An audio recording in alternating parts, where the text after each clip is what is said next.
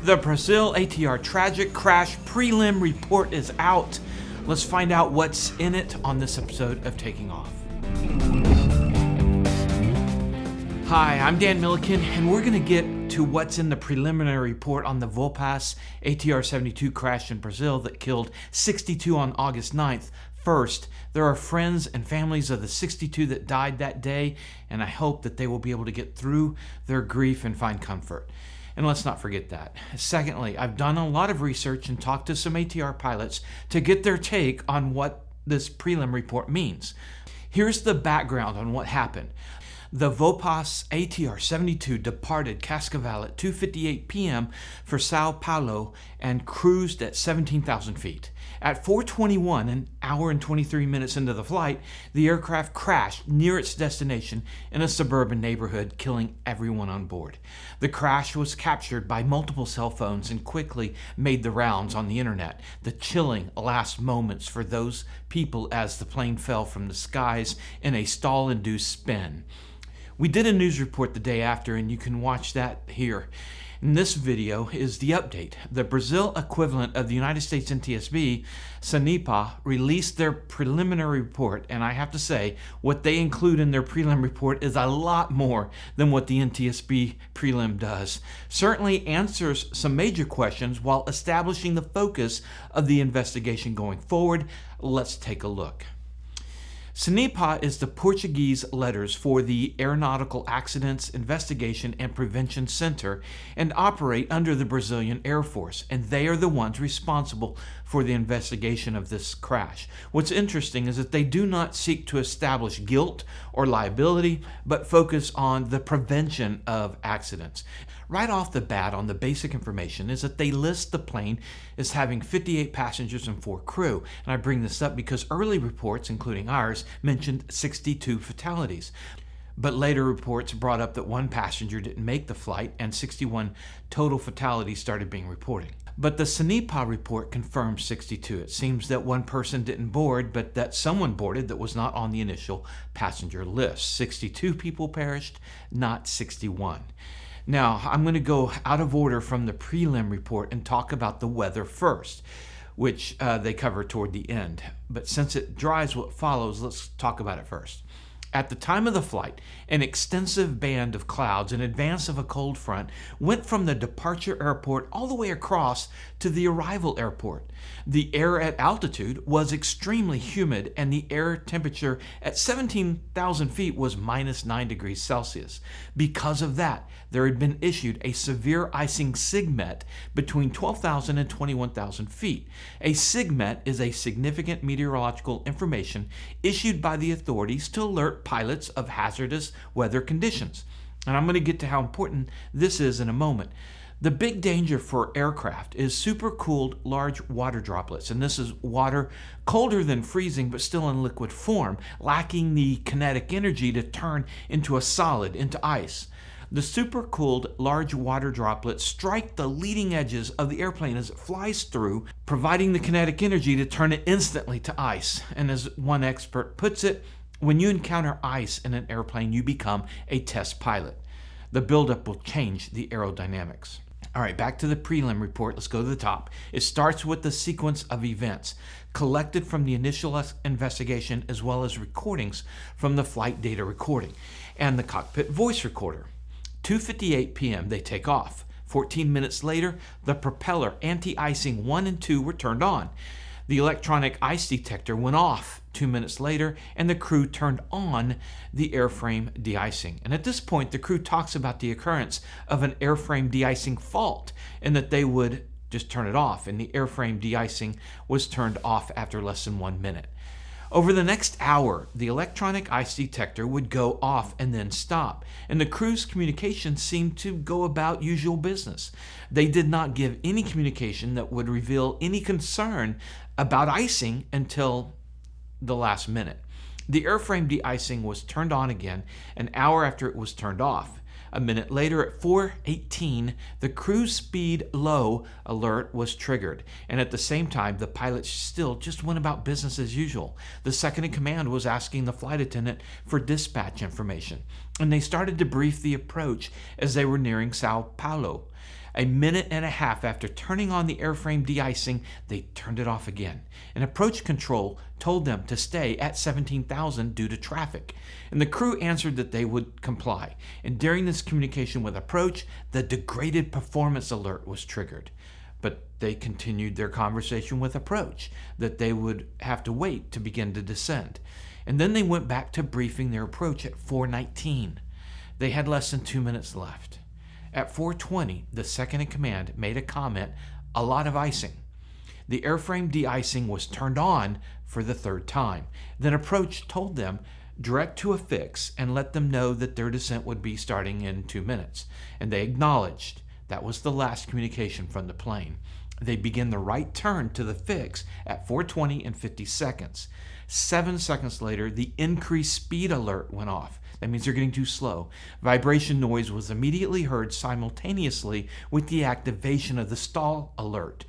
12 seconds later, the aircraft rolled left into a bank angle of 52 degrees and then rolled right into a bank angle of 94 degrees, performing a 180 in clockwise direction. Then the turn reversed to an anti-clockwise direction, and the aircraft completed 5 full rotations in a flat spin before impacting the ground. And we'll talk about the stall spins in a moment specific to the ATR.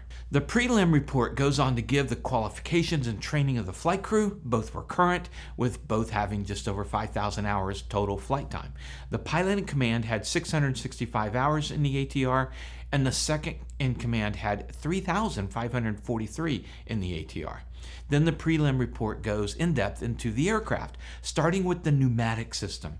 As we reported last month, the aircraft had been in maintenance, and it turns out that this aircraft has a pneumatic pack that's in-op. Now, this is legal. The minimum equipment list allows for a certain short period of time to operate with just one of the two packs, but does have some limits that it can be flown in. For example, it can only be flown to an altitude of 17,000 feet and no higher. The pneumatic system provides pressurized air for the environmental systems, the equipment ventilation, and the de-ice system. The prelim goes into all the ice detection and the de-icing capabilities of the ATR-72, but one thing of note is a probe just outside the captain's window that gives the pilot a visual reference for how much icing is accumulating. There's also ice detection probes. The ATR was designed with anti-icing protection and de-icing. Anti-icing prevention would be the heated elements driven electrically. De-icing was pneumatically with inflatable boots. The ATR had permanent anti-icing for the pitot tube, the static ports, and the sensors. The other anti-icing that could be selected are the leading edges of the propeller blades, the horns of the ailerons, rudders, and elevators, and the side window of the cockpit. Then the report goes to the Aircraft Performance Monitoring, APM, which alerts the crew about the risk of performance degradation when flying in ice. After that, the report goes through the manufacturer's procedures for encountering ice, the Quick Reference Handbook, or QRH. The QRH said when first encountering icing to turn on anti-icing systems. If severe icing, go to that tab, and when you open that tab, it starts with initiating a descent. Then the prelim goes through the degraded performance QRH to avoid stalling. Another key, in the event of a de-icing airframe fault and in icing conditions, leave and avoid the icing conditions. The report goes through the crash site, the CVR and flight data recorder, FDR recovery, and ends with the progress of the investigation activities, summarized by these 3 main lines of action: human factors, material factors, and then operational factors. By the way, we and many others have mentioned the American Eagle Flight 4184 that crashed on Halloween night, 1994, another ATR that was attributed to icing. In my research with ATR pilots and people involved in that investigation, they believe there's no correlation between this VoePass crash and the American Eagle crash. On the 4184 crash, the pilots followed all the checklists and best practices of that day. It was a design problem with the ATR that was addressed later because of the American Eagle crash. The VoePass crash looks to be human factors. After reading through the entire report and talking to some ATR pilots, the icing issue really is secondary to the human factors. CENIPA has it right, putting human factors at the top of the list. One ATR pilot said he'd never have accepted that route from dispatch. And if that icing fault was lit, then it's a turn around and get out situation, according to the checklist. Pilots I talked to wondered why they didn't request lower. They couldn't go higher because of the pack being in op. The people I talked to were surprised by the business as usual on the CVR. Like the crew had no concern for the icing that they were going through for a full hour and pressing on as if normal. But they also talked about that they didn't know if the crew was even provided the info on the weather, the SIGMET. As the performance degraded, the crew did not request lower. They did not do anything to address the growing problem. But the ATR pilots I talked to were not quick to judge the pilots, that there's still a lot of context that's missing.